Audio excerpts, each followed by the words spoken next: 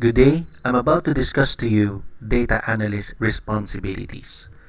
Iisa-isahin po natin kung ano-ano ang mga task ng isang Data Analyst. So let's get started.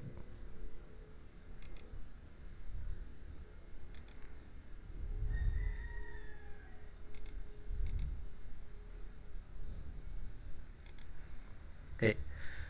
First, data mining. A data analyst extracts data from multiple sources that can be primary or secondary. After that, they will organize the data in a proper format that can be easily understood. Okay. Next, maintaining databases. Data analyst helps design and maintain database system. So napaka-importanting marunong ka mag-database.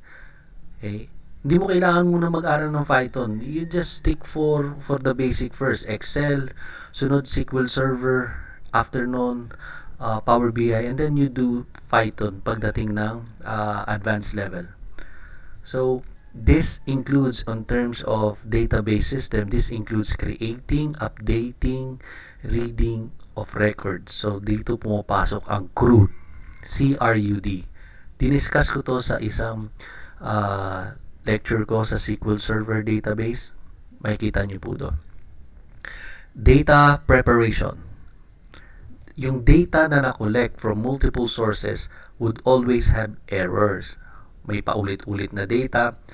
Minsan, wala pang mga values and many more. So, ibig sabihin nito, the data is in a raw format.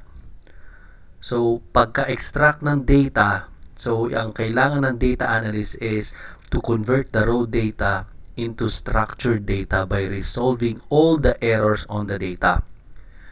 I-remove niya yung irrelevant na data and i-identify niya yung mga potential na magagamit na data.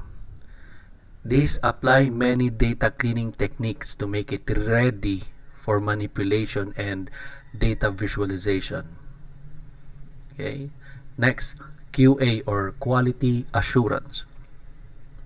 Most organizations rely on their data for their day-to-day tasks. Therefore, it becomes necessary to get quality data for enhancing the productivity of a company. Therefore, yung data analyst, isusure niya yung mga data na nakolekta from multiple sources is relevant to the business. Okay? Next, collaboration. Ano ba yung collaboration? With other teams. Data analysts prepare data for pwedeng data scientists, machine learning engineers, and other software development team.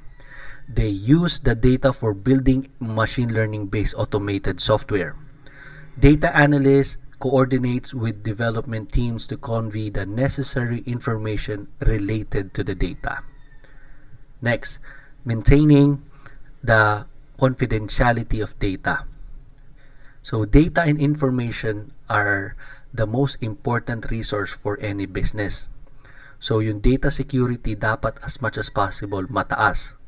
Security is one of the most important tasks of a data analyst nowadays. Tatandaan nyo yan. Next, preparing reports. A data analyst prepare reports that represents crucial information.